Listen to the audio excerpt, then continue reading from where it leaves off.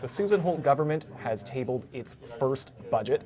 We've been looking into that budget, and we found four numbers that we think you should know about. First, the big one, $549 million. Jacques, tell me about that number.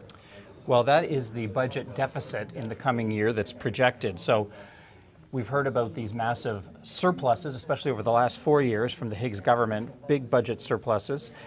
In the current year, the Liberals are projecting a $398 million deficit. That's this red ink right here. And then for the next fiscal year that starts April 1st, they're projecting an even deeper deficit of $549 million, and that's this red line here.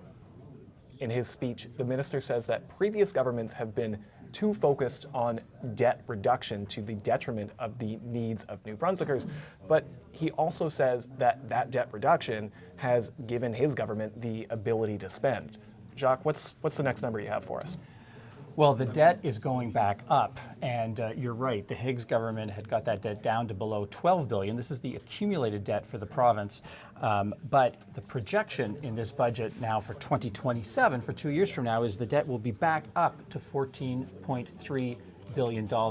That was the peak debt between 2018 and 2020.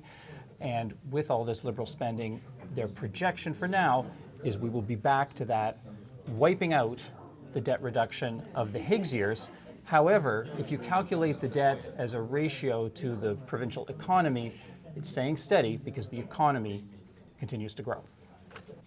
The specter of a possible trade war with the U.S., or a current trade war with the U.S., is all over this document, although the true economic cost of what exactly tariffs and counter tariffs mean isn't exactly clear. But Jacques, tell me about 1.1%.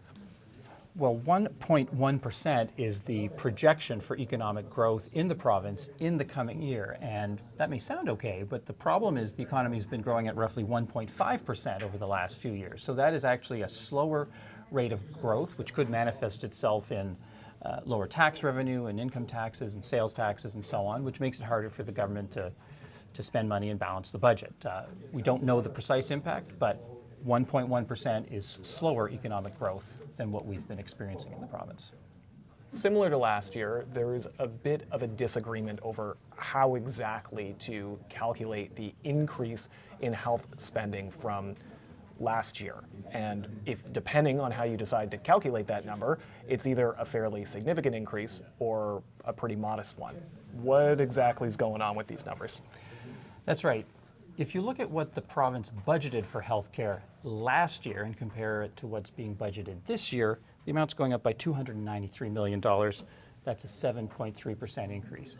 But if you look at what the province is actually on track to spend in the current year on healthcare, the amount that it's being increased by in the coming year is only $74.7 million. That's only a 1.8% increase, so a more modest spending increase on healthcare. These new figures, by the way, include $30 million to help pay for 10 collaborative care clinics. That is the centerpiece of the Holt government's commitment to improve access to primary care in the province.